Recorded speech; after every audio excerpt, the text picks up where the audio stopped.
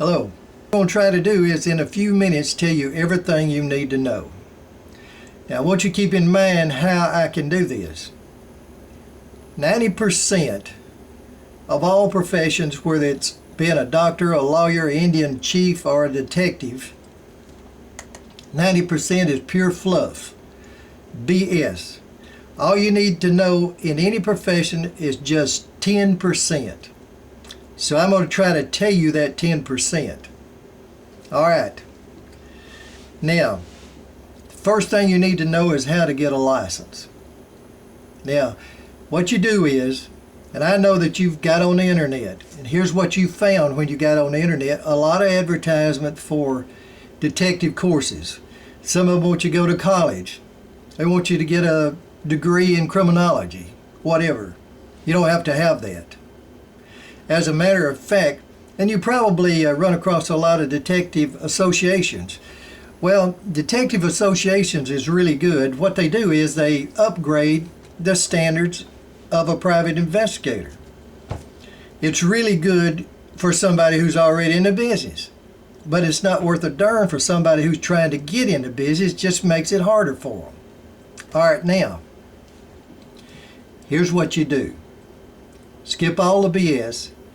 Write the Secretary of State in your state. Ask them. You'll get a letter back from them. They'll give you the straight answer for your state. Now, there is a lot of states where there's virtually no requirements. All you got to do is go down and buy your license, pay your money, you're in business. There's several of them, and I know that you've read those names on the internet. This changes. So that's the reason you need to write to Secretary of State. All right, now, if you happen to be in one of those easy states, what you do is you just get you some business cards printed up. Go to attorneys. Go to attorneys. Pass those cards around to attorneys. Talk to them and tell them what you're doing and what you're trying to do. Now, after you do that, don't go and rent a big office and all that stuff. Work out of your home. Use your own phone number till you get started. Now, I'm going to tell you what you'll have to know to be in business for yourself. Now, if you're in one of the harder states, here's what you do. Go to a detective agency and go to a small one. Don't go to a big one. They need help. And they want somebody who will work cheap or maybe volunteer until you learn, until you get inside with them, and then they'll help you. But that's just tell them, I want to learn. All right, if that don't work, go to a lawyer. And don't go to a big law firm. Go to an individual or somebody who has maybe 2 or 3 lawyers. Tell them you want to do the legwork for them. Now, the fact is that if they employ you, or if they agree to accept you, here's what they'll do. They'll write you a letter saying that you're investigating for that law firm. You can investigate their cases. You can't investigate anybody else's, but you can investigate all of theirs without a license. It's an unlicensed investigator. When you get your license, you can investigate for anybody you want to. But you can't accept cases on your own. It has to be for that law firm. All right, now, remember, write to Secretary of State. Go to a detective agency. Go to a lawyer. And that lawyer will help you later on. Now, here's the thing. 80% of all the cases you're going to get is going to be domestic, even if you're working for an attorney. Forget the criminal right now. Anytime I hear a detective say, well, I only work criminal cases, I have a little doubt about him, because most of your cases are domestic cases, and that's where the money seems to be, and that's where most of your clients going to be. So here's what you want to concentrate on is these domestic cases. 80% of what you get is going to be domestic cases. That means simple surveillance. Client's going to come in and she's going to say, or he's going to say, okay, all I want to know is what they're doing. I'm not going to go to court. I just want to know what they're going to do. Wrong. There's probably end up in court, so you got to act like it's going to end up in court. And don't always believe what your client tells you. They're going to tell you what they want you to know, and that's it. So sort of look into it. You can have somebody come in and say, I've got an old buddy and I want to find him. I was in the military with him and he misses me so much and I just want to find him so bad. And you think, and you go find him. And you think, boy, I've really done a good job. I've really helped these people out. And 2 weeks later you find out he ends up with a bullet hole between his eyes because you didn't know who you was dealing with. That happens. Don't happen often. I don't want to scare you. It don't happen often. But it does happen. All right, now. Here's the thing you got to remember in domestic cases. To prove that somebody's committing adultery or running around or evidence for court, all you have to do is keep this in mind now. All you have to do is convince the judge or the court that what you're saying, if you're saying they're messing around, what you're saying is true. You have to be able to convince a normal, sane person that what you're saying is true. As a detective, your word is all you've got.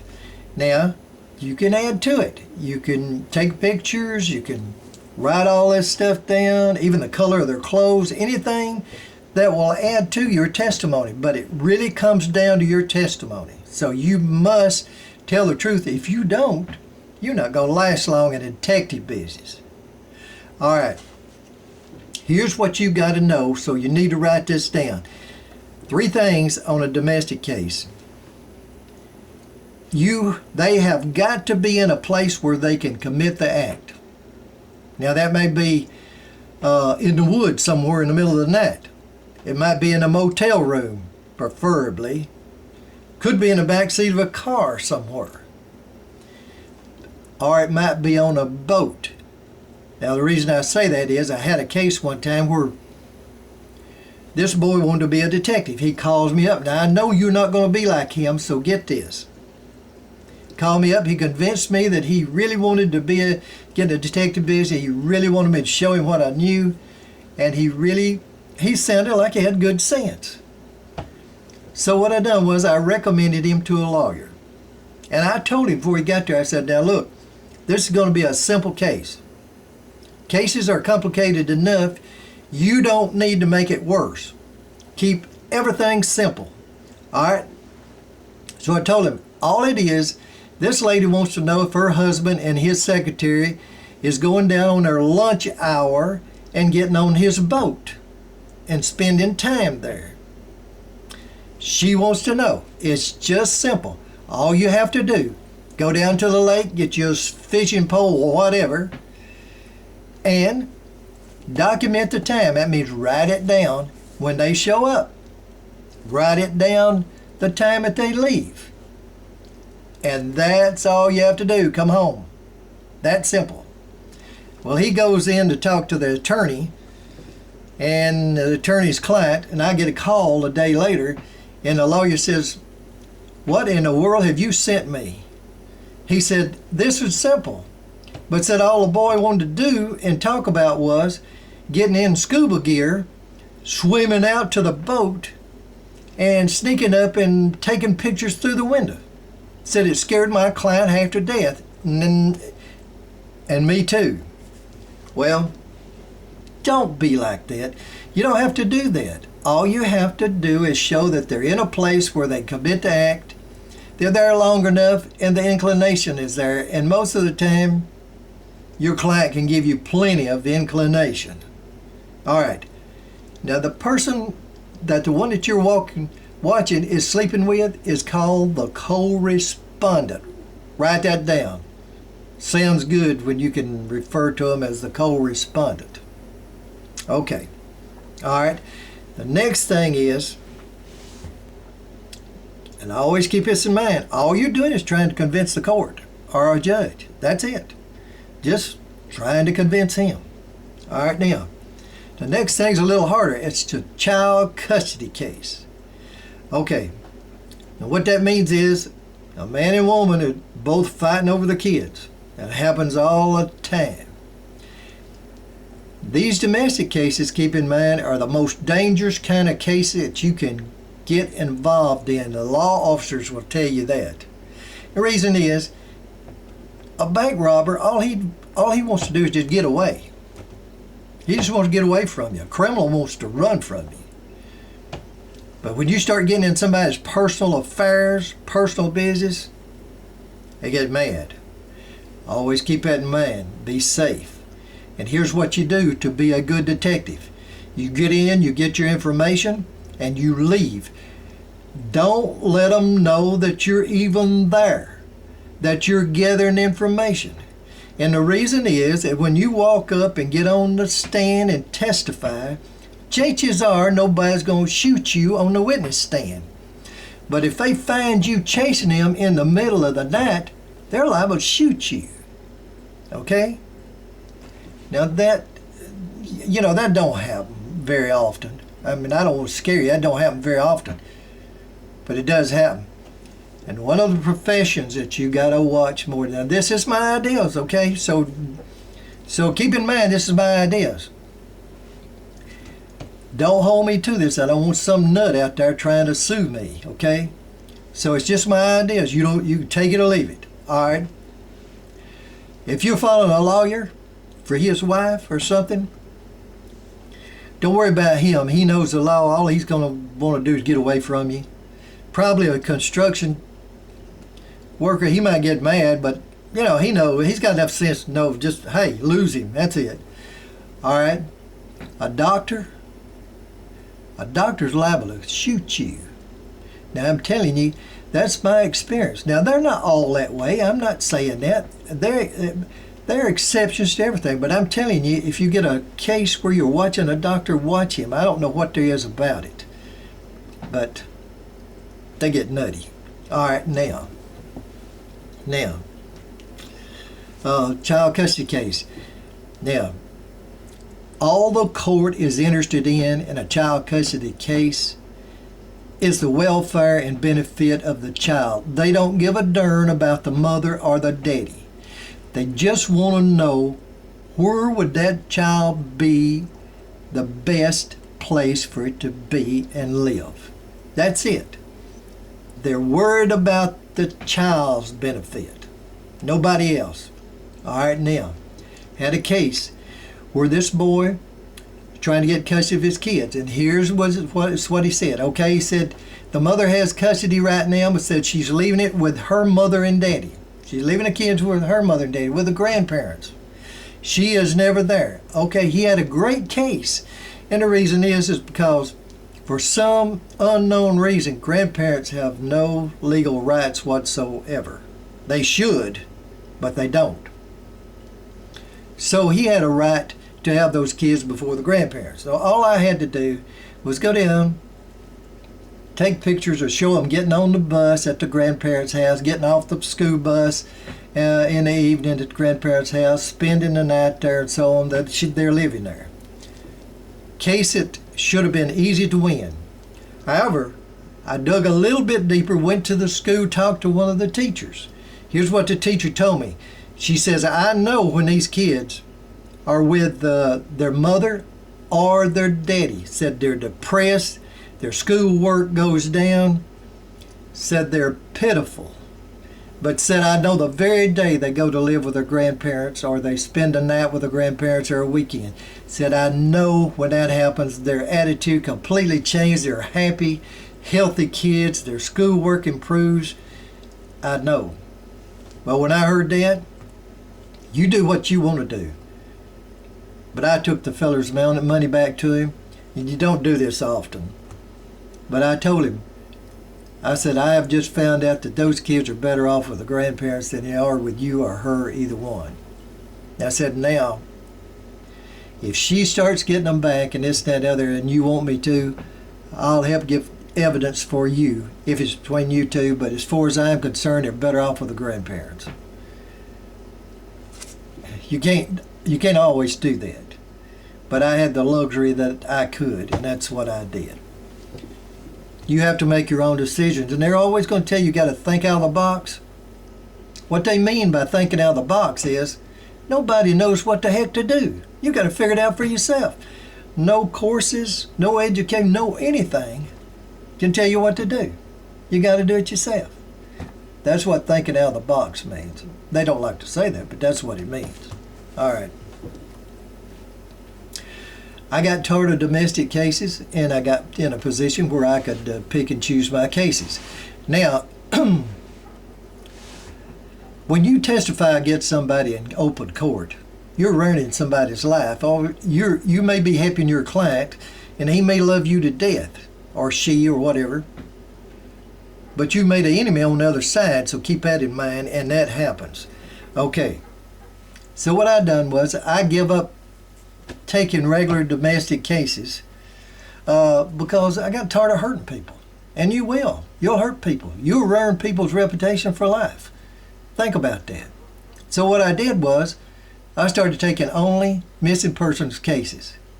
Now I ain't talking about some old lover that wants to find another lover. I'm talking about somebody that's missing. All right? It's my belief that you can find anybody. I don't care. It may take you a while on some, longer than on others, but you can find anybody if they're alive. If they're dead, it's hard. Okay. So what I would do is I started taking missing person cases, and how do you do that? Simple. Just use common sense. What you do is learn everything you can about the person that's missing. I mean everything. People always talk. They always tell somebody. Nobody runs away from home or does this or does that without telling somebody that they're going to do it. It's just not human nature. They're going to talk. Here's something else about the detective business. Everybody's going to tell you, keep your mouth shut. I'm going to tell you, keep your mouth shut, but you're not going to do it. You're not going to do it because you're going to tell somebody. And if you tell somebody, somebody else is going to tell somebody. That's just the way it is.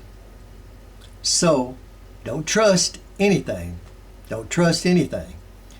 And if all you can do is try to keep it to a minimum where you don't ruin your business and your reputation. Okay? Just keep it to a minimum. I'm not asking you to stop talking because you ain't going to do it. Now, I've seen the best detectives, the biggest detective agencies in the world at parties bragging about cases they've had. I don't want you doing that. You do it, the word gets back. You have to find you another job. All right. So, here we go. Write to Secretary of State. Go to a detective agency. Go to a lawyer, if you have to. If you're in the easy states, just go into business. Now, you've got the tools. You know what it takes to get divorce evidence. They got to be there long enough. They got to be in the right place and got to have the inclination. That's it. Now, you can use a camera. All a camera does, and you document everything. When they say document, they mean just write it down in a little book or something. The time they got there, the time they leave.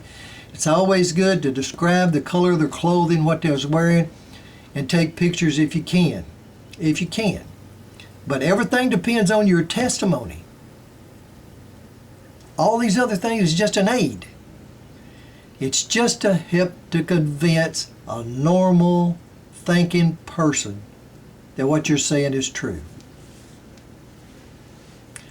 Okay, I think you're going to be a good detective, and I believe what it takes to be a good detective is I think you got to have the knack for it. I think it's sort of born in you. If you think you're going to be good, you probably will, unless you're a nut like the fella on the boat. Okay, keep it simple. And when you go to the lawyer's office, look like a lawyer. Don't go in with tennis shoes. Dress up and act like a lawyer. Okay. Best of luck to you. Thanks.